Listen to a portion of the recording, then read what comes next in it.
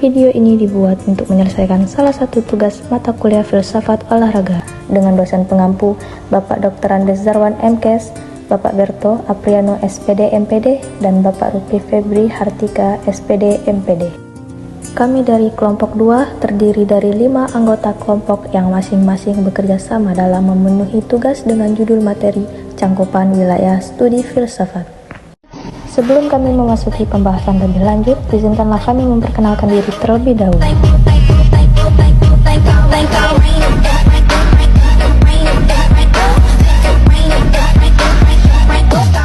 Yang pertama, ada saya sendiri atas nama Erin Caya Pratiwi dengan NIM 22086030.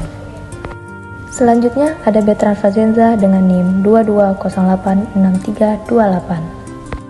Lalu ada Dwi Abdul Gambul dengan NIM 22086025. Selanjutnya ada Dwi Ko Citra Dewa dengan NIM 22086187.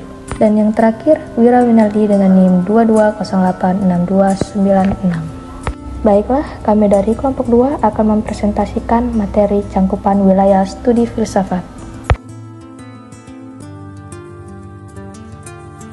Jadi, dari materi Cangkupan Wilayah Studi Filsafat, ada 3 hal utama yang akan kami kaji.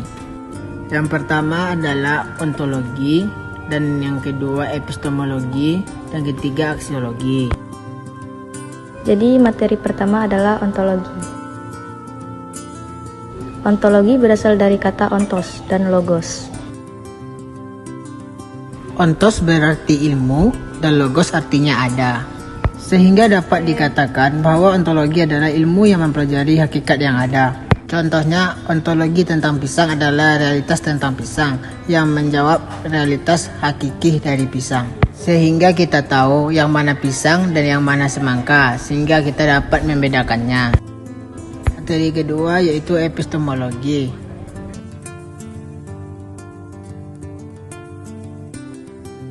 Epistemologi berasal dari kata episteme yang berarti pengetahuan atau kebenaran, dan logos yang artinya ilmu. Sehingga epistemologi merupakan ilmu yang mengaji tentang ilmu pengetahuan, yaitu asal mula atau sumber pengetahuan, struktur, metode, dan validitasnya. Singkatnya, epistemologi adalah proses bagaimana mendapatkan pengetahuan yang benar. Kerangka dasar epistemologi.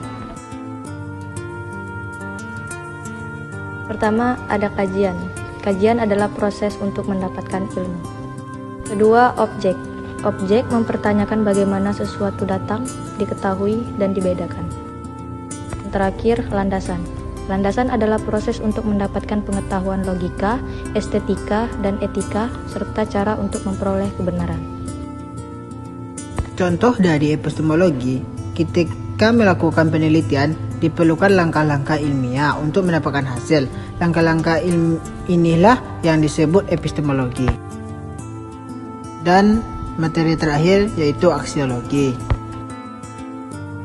Aksiologi didapat dari 2 kata, yaitu aksio adalah nilai, logos adalah ilmu atau teori.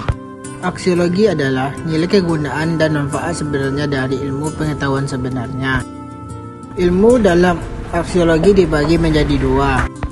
Pertama, teori bebas nilai, yaitu ilmu pada hakikatnya mempertanyakan yang bersifat seharusnya dan untuk apa ilmu sebenarnya digunakan. Dan yang kedua, teori tentang nilai, yaitu etika. Etika itu diperlukan untuk manusia saja. Dan yang berikutnya, estetika. Estetika itu nilai dan pengalaman yang berhubungan dengan seni. Contoh aksiologi adalah ketika hasil penelitian secara ilmiah dalam mendapatkan kesimpulan tersebut digunakan sebagai evaluasi dan dilakukan pengajian mengenai kebermanfaatannya. Di sini kami menyimpulkan kita dapat mengetahui bahwa ontologi adalah suatu ilmu pengetahuan yang sangat bergantung pada cara pandang terhadap realita atau nyatanya saja. Sedangkan epistemologi adalah merupakan perkembangan ilmu yang membahas tentang seluruh proses dan melibatkan usaha untuk mendapatkan pengetahuan menggunakan metode ilmiah atau keilmuan. Dan yang terakhir terakhir kita mengetahui dalam aksiologi dapat mengetahui perkembangan ilmu yang membahas bersikap etis dan akan dikembangkan oleh seorang ilmuwan yang ahli dalam bidang tersebut. Mungkin itu yang dapat saya sampaikan dan saya kembalikan kepada moderator.